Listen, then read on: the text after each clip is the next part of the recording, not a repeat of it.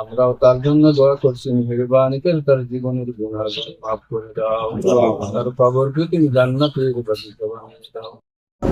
বার্ষিকী ডক্টর মোহাম্মদ শহীদুল্লাহ, এই ডক্টর মোহাম্মদ শহীদুল্লাহ এইখানেই, এই মাটিতেই, মেহেখালীতেই তার সমাধি, এখানেই তিনি শুয়ে আছেন।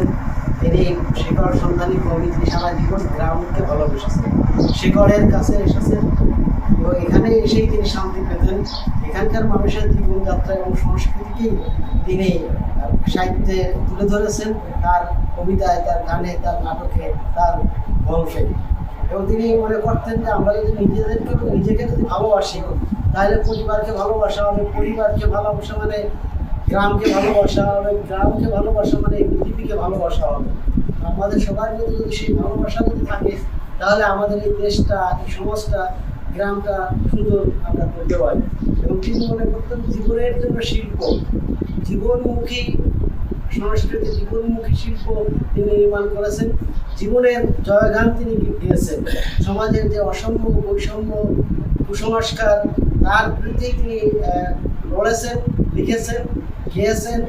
সুতরাং তার যে এই যে এখনকার দিনে এসে আমরা সেই রকম সৃষ্টি আমরা দেখি না, যেটি সারা দেশকে একটু আলোড়িত করবে, সারা দেশের মানুষ দেখবে, যেটা হয়তো দেয়ালে দেয়ালে দেয়াল লিখন হিসেবে কবিতার লাইন ঠাঁই পাবে, সেরকম সৃষ্টি এবং নির্মাণ এখন খুব আমরা কম দেখি। কারণ আমরা জীবন বিমুখ হয়েছি। এখানেই আমাদের শিল্প, আমাদের সাহিত্য, আমাদের সংস্কৃতি এখন আর জীবনমুখী নাই। শেখরের সন্ধান তারা আমরা করছি না বিধায় সেরকম সৃষ্টি এখন হচ্ছে না।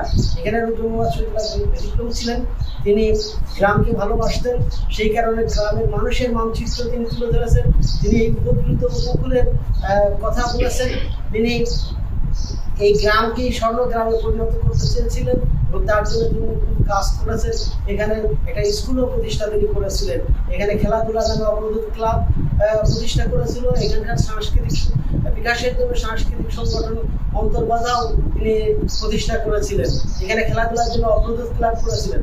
কাজেই এই যে একজন মানুষ শুধুমাত্র গান নিয়ে, কবিতা নিয়ে বা ঢাকায় বসে থাকেন নাই, তিনি এই গ্রামের মানুষের টানে ছুটে আসতেন।